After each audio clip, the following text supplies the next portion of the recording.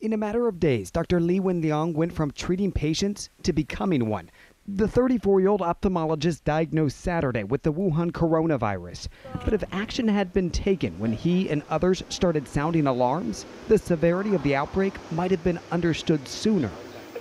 Struggling to communicate, Li spoke with CNN briefly by phone. You can hear the hospital machines pulsing in the background.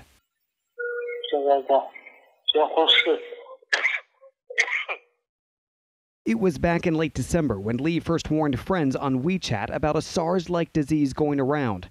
Li sent a group message saying that a test result from a patient quarantined at the hospital where he worked showed a patient had a coronavirus. But hours after hitting send, Wuhan city health officials tracked Li down, questioning where he got the information.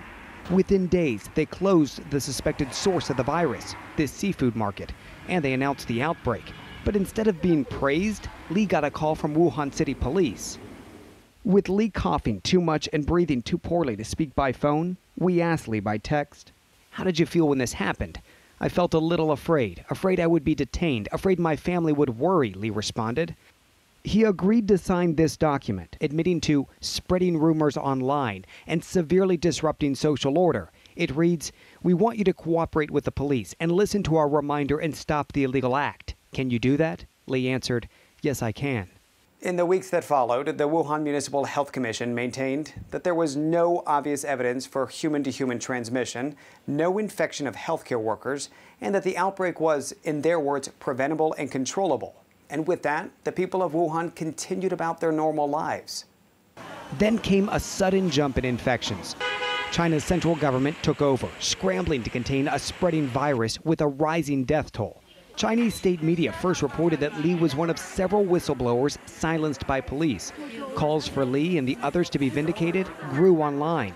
China's Supreme Court even weighed in, adding, quote, "It might have been a fortunate thing if the public had listened to this rumor at the time." But for many, including Li and his parents, it was too late. They all contracted the coronavirus. Li is now fighting for his life, alone in quarantine, but online, considered a hero. Tens of thousands praising his attempts to sound the alarm, ahead of what's become a global health emergency. After the Chinese Supreme Court made those comments in support of Li and the other whistleblowers, we did hear from Wuhan police. They released a statement essentially saying, look, the whistleblowers weren't fined and they weren't detained. They were simply questioned and let go. Now, we did also reach out, CNN did, to Wuhan police as well as the local health commission. Allison, they declined to comment.